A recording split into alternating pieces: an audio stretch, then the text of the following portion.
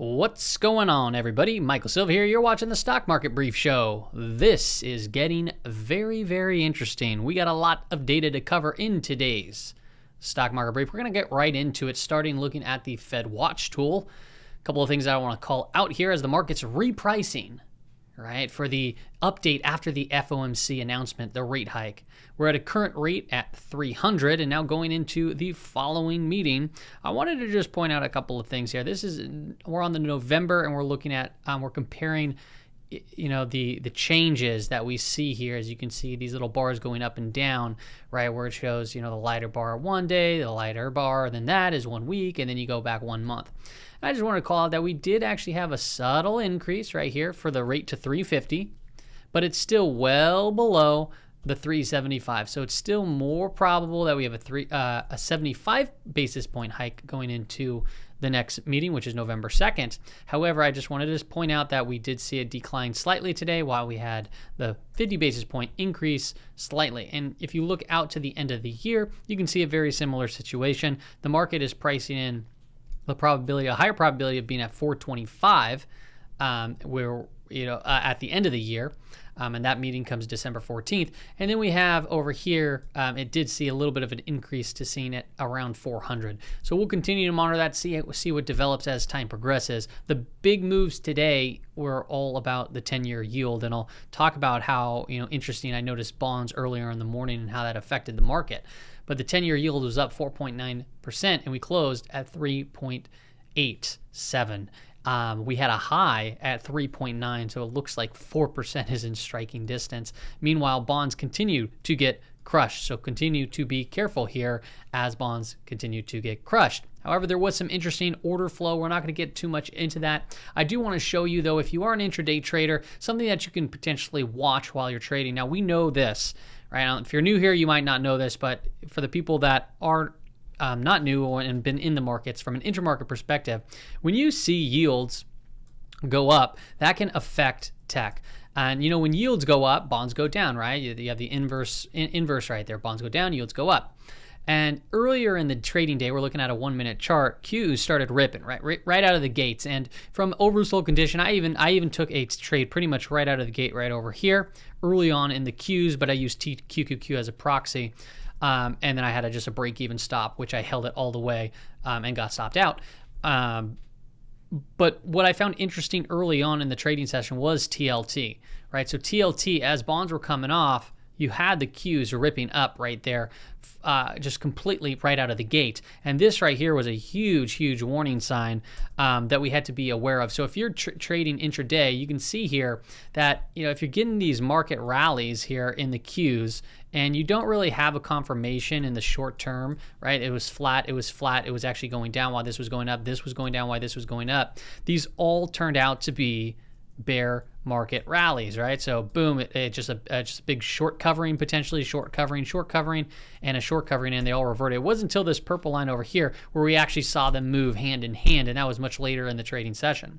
But it wasn't just bonds. You can also look at like financials. Financials are a huge impact to the S&P 500, and right out of the gate, right, these things were just breaking lows, heading down lower, and you had the SPY, seeing somewhat of a bounce. Now, it was a muted bounce, and it was a reason why it was muted was because energy was going down and also financials were going down too. Okay, so if you are trading intraday, these are some important aspects to kind of keep an eye on from an intermarket perspective in your trading day. This is one of the notes that I sent out. I'm not going to screenshot and you want to read it, but this was out to the Patreon group. But one of the things that, towards the end, I just said, just sit out the VIX 30 level and new setups are going to arrive for swing trading, right? When we have a VIX that is pressing into the 30s, you're talking a very volatile environment. I mean, we closed at 32.26. This is where people can get really just torn to shreds, okay? And you can look at this chart right here, okay? So right here towards the bottom, it lists, right here towards the bottom, 32. You can see on the daily time frame, it'll show you, what does that mean as far as a percentage basis move, as far as the volatility of the, how far the S&P 500 could potentially move. Well, we're looking at 2% while the VIX is at 32 on a weekly basis, right? We're looking at an expected move of around 4.4% or 9.24% from a monthly perspective, right? So the VIX it's based yearly, right? I'm not going to dive too much into that, but from a daily perspective, 2%, that is a pretty large move on a daily basis, and we've been seeing these large swings in the S&P 500. Meanwhile, we're still within backwardation. So if you take a look, you can see October is trading right at around 30.95, right? These are VIX futures though. Then you have November, which is around 30.20, and then you have December at 29.6. So basically right in the middle, around 30, 30.20, 30.50, right in that range. And being that it's in backwardation, it's saying to us that, hey, the risk is really here in October, and then it gets less risk as we move out. So this is where things obviously can get very, very screwy, which we've been seeing. Another thing to call out was if you're looking at VIX today on the options change, take a look here what hit the tape just going into close. We're talking some very large orders. November, right? 50, 60 call. We had October, 60, 50 calls. So we had just a lot of like big uptick in call volume there. Possibly protection, it's a little bit hard to determine, but it's something to at least be aware of. I will say typically that, towards you get interesting like call buying and also put buying, right? Put buying was, recently at a very extreme high the other day, and it kind of came off a little bit, but you're supposed to be buying puts like before the VIX obviously reaches 30. Besides the point, we have VXN over here. It's closing at 36.93, also very high. And then Russell volatility is at 37.60, not too far from a 40 handle. So things are getting very, very intense. If you take a look at the US dollar, this was also one of the big movers today, right? Just adding to the currency crisis that we're seeing. I'm sure you heard about the British pound. I'm not going to dive into all the other currencies. Just know as the dollar just hits higher and higher, it's bringing down, obviously, other currencies. When you compare the two, right? So euro goes down, right? We saw the British pound get hit. We're seeing currencies across the board get slammed. And when you look at the equity markets, obviously when you have these strong moves in the dollar to the upside, you get the hits down into the equity markets, okay?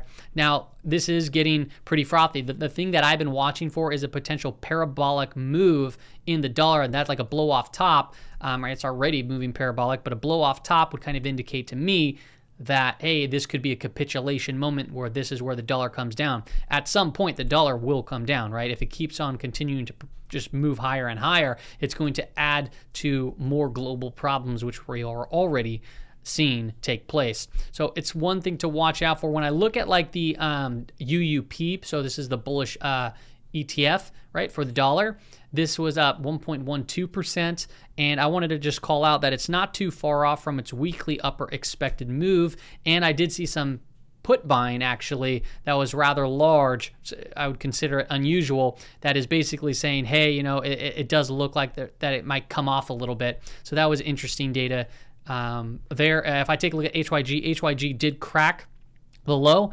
right? And this SPY typically follows, but the move has been so extended to the downside, it's possible that we see some sort of a bounce here soon. HYG, the lower expected move is just at about 70.50, so it's not too far off from the weekly expected move right then and there. If we continue on, another big mover was oil. We were tracking this 85 level and said, hey, be careful if it starts getting under it. Well, we cracked down, we bounced around, and then this was the big flush right there.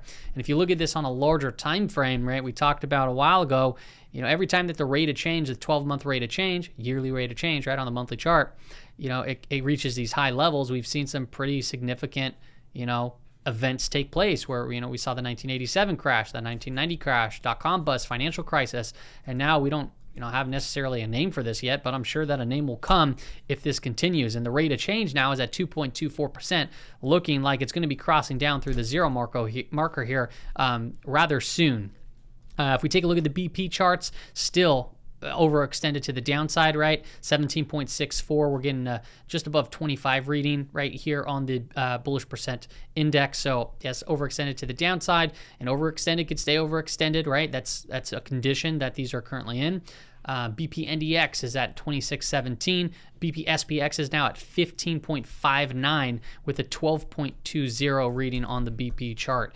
The financials are getting crushed, 13.18. Discretionary is at 25.05. And then the tech sector is look how low that reading is. Completely crushed. 3.95 are on basically buy signals based off a point and figure chart in the technology sector. RSI is at 23.23. Now, we had mentioned put buying, right? Well, take a look here. This is on the monthly time frame, the CPC, using equity put to call ratio. And right here, right, we pointed this out when it was here a while ago. This was like super bullish, super bullish, super bullish. Everyone's bullish. And this is like insane bearish, right? Super high reading. I know this isn't updated, right? That says September 23rd, so this was as of Friday. It'll come off a little bit. I did see the print, but it'll come off a little bit on this chart. Or it'll come down here, and it'll update completely on the new month. And also to note, when I was looking at implied volatility percentile, it had listed, so on the S&P 100, right, this is something I track for the Patreon group, and I send it out to them, part of the zones, but 85 out of the 100 stocks in the S&P 100 have an implied volatility percentile of 80% or higher. And the lowest one was PFE at 58%. So yeah, it's getting expensive out there, to say the least. And another options chart that we can look at from CPC perspective, this is equity, where I'm saying where you get these large spikes, right? As we just pointed out on the other chart, this is just another way to look at it. People are rushing in to buy puts where at a bottom right here. It's almost like they're just doing it at the exact wrong time. At least that's what it seems like right now. Now, if a crash happens, then they're going to be right. But it just seems to me that you should have been buying, and this should have been up higher prior to this move down. So people could be very well capitulating or saying, "Oh God, I got to add protection," just at the pretty much the wrong time. I applied the 5-period CPC to this. Something that I learned. I forget exactly who, but it was on stockcharts.com. And I thought it was kind of cool. But when you get this, the 5-period moving average of the CPC, which it will cross when this updates, it will cross above the 0.75 reading and probably get over to around 0.8. And then when you see a turn in it and it starts heading lower, it has marked out short-term pops, as you can see here. Well, I guess this one went even further, and then this one also popped a little bit too. So it looks like we might be heading into that region here soon. If we take a look at the Pring bottom fisher, it's getting pretty darn gnarly. We now have the signal line down below -30. The 10-period moving average of the signal line is still above the 30 marker, but when these actually both go below 30, it's marked out, and when they turn back up through each other, it has marked out actually decent bottoms, as you can see. It's not perfectly timed by any means, but hey, I mean, it caught the COVID bottom, right? Boom. It caught, and it was kind of off, obviously, as you can see, it caught right here. This was the 2018, the Christmas massacre, collision down to the downside in the markets, caught that bottom pretty well. And then over here through 2015, 2016, all this chop up in here, it got caught up a little bit, but we did catch fairly nice bounces. So this will be one to watch moving forward if you are looking to, potentially feel a little bit more confident that we have a bottom or a short-term bottom, maybe not the bottom, but a bottom. If you look here too, the 90 McClellan oscillator got a -420 reading. Haven't seen that since basically the pandemic. This is where the saying goes, right? Crashes happen from oversold conditions, and this is, feeling pretty crashy right here, right? So we got to stay on guard, and I'll talk about this on the lower time frames, kind of still how I'm positioned into this, and it requires just a lot of patience, unfortunately. Fortunately, if you don't have it, then you're going to learn how to be patient, and these market conditions will teach you. But these blue lines right here through the screen, I talked about in my prior video. I'm not going to dive too much into that this episode, but they're just getting extreme readings, and it's marked tops and crash levels before. If we look at growth versus value, we have a positive reading now. Hey, so 0.05%, basically 0%. But we've been waiting for this to cross up through the zero line. I've been saying I want a stronger move than that, right? I would like a stronger rate of change to give it maybe a little bit more but that could potentially mark some sort of a little bounce area here for the Qs. Right, so we've seen it before where we cross up through the rate of change right here, and it marks a potential turning point. Boom, boom, boom, right? And then when it crosses down through the zero line right here, that's where it marked some significant sell side. And I've also highlighted them in red, the previous sell signals. I haven't marked out the buy signals. A couple important levels, if we just take a look at the unadjusted for dividends, right? If we look at the Qs, it's sitting there on the 200 weekly moving average as it stands right here at this moment. If you look at the SPY unadjusted, it's not too far off from that. It did tag and got below the 20 200 period exponential weekly moving average, but it's not too far off of an inclining 200 weekly period moving average. And I know a lot of traders' eyes might be on that, so I want to point it out here to everyone here. Also to note, if we take a look at like the quarterly charts, we did tag the upper quarterly expected move, but the candle's looking pretty nasty. We're pretty much at the low. Now, what's crazy here, if you don't look at candlesticks, most people might not realize how high it actually came and then where it stands right now. But if you really think about it, the S&P 500, it's only down 3.4% on the entire quarter. So not much movement for an entire quarter, and the quarter's not over. We've been seeing 1-2% moves in the SPY almost on a daily basis. So if this gets back up, I mean, we might have a quarter where we finish at pretty much flat. All right, so that's something to pay attention to there. If we take a look at Qs, it's only down 1.93% in this quarter currently, so we'll see where that ends. And then IWM is at down 2.56% on the quarter as well. And you notice here on the quarterly time frame, each one of those are below the EMA. They're going to be closing down there most likely, I would imagine, below the declining 5-period quarterly EMA for the second quarter in a row. And the only other times that has happened in the past 25 years has been in 2001, right before the bust, and then also the great financial crisis. Let's talk about some smaller time frames and the weekly expected moves. We're going to start off with the SPY.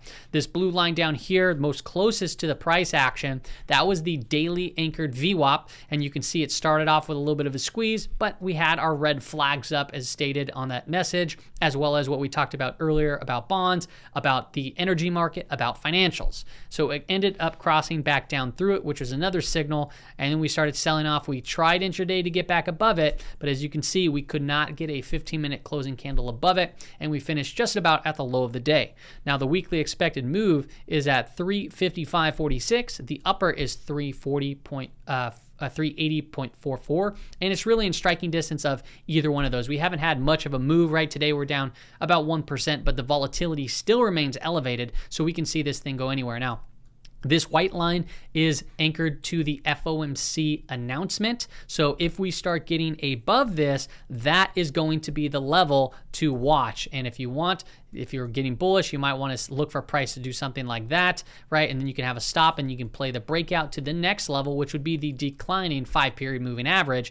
And then we have the CPI anchored VWAP right here, which has been holding as a level of resistance over here, as you can see. So in a very short order here, as we can look at this chart, who has the upper hand? The bears have the upper hand. Now, I took a SPY trade. I took it at the lower weekly expected move of last week right into this region. Pretty much, I think it was that candle on the low point. So I'm down about, I think it's 2.5% on that position. I am 70% cash. 70% cash, 30% in SPY. So I have a 4% stop loss. So if I get hit out, I'll go from right now, these last couple of trading days, I'm down 0.7%, so not even 100 basis points. And if I get stopped out on a minus 4% position, that'll bring me down 1.2%, because the volatility obviously is adjusted in the portfolio holding heavy cash. And that doesn't even include my intraday trades that I'll be taking throughout then. So if you're looking to get long, understand that you need to adjust for the volatility in the markets, and you need to be very, very careful and mindful that, hey, it's very clear here that the bears have the upper hand. Yes, things are getting overextended to the downside. That makes sense. Yes, volatility is elevated. This is where you can get chopped to pieces. So please, you need to be very risk aware, and you have to have very distinctive just risk in the trade, meaning that, hey, you're going to get out at this specific area, your position size is going to be XYZ, and this is what's going to happen if you are wrong and the trade goes against you. If you take a look at the Qs, same thing, right? We have the CPI VWAP up here, we have the declining 5-day moving average, we have the FOMC VWAP on the rate changes, and you can see it did the same thing. It popped up out of the early gates, but 10-year yield was going down.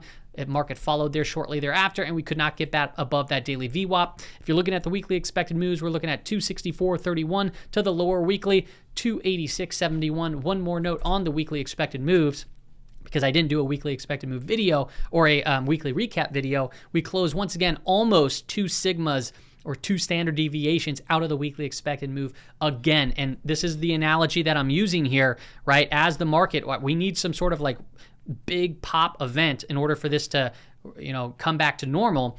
But I saying that it's like a washer machine, right? So it's like a washer machine or a dryer, and you threw a big heavy rock in there, and what happens if it gets off balance? It's going to start shaking, and it's going to start moving around like crazy, just like we're starting to see these 2 sigma moves way more frequently, 2 standard deviation moves.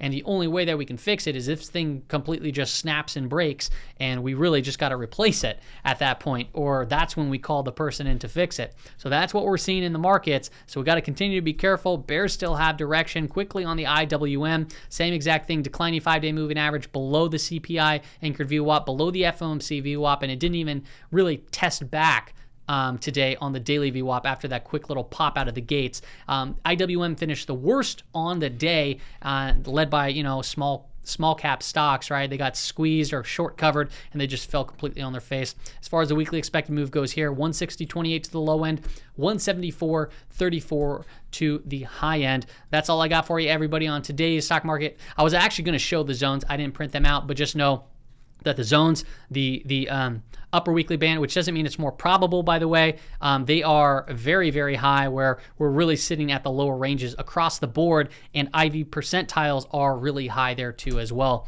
I have this swing trader platform if you want to come in. I put out trade ideas. I've only been posting a few as far as swing trades go and intradays go, just because of the given volatility. But we've been seeing, like on the last one, we had these little hammer candles, right? So hammer candle formed on Friday. We said, hey, look at these possibly intraday for a potential pop, and those popped, but then everything obviously reversed. So you have to manage those type of things intraday for the ones that anybody that may have take that. But we do trade ideas. I give weekly expected moves. I track about 30, 40 products. I do my daily zones there. I update them there. I also share all my stock market indicators. I still have to load some more in, but the bulk of them are there. Then obviously the great community, they share ideas, they communicate back and forth. It's pretty awesome. It's $9 a month. A cool update. Patreon just now announced that they always charge on the first of the month, right? So if you have to buy like right now, right? If you're like, I want to get in, but you're like, oh, I get charged again on the first, why would I do that? Well, now they finally updated that. So if you were to get in right now, the next billing cycle would be October 26th. So it would be 1 month away. Or if you don't like monthly, right, and pay $9 a month, you can just do annually, and it ends up being like $90 US. All right, everybody, that's all I got for you on today's video. Hope it helped out and gave you some insights into these crazy, crazy volatile markets. See ya.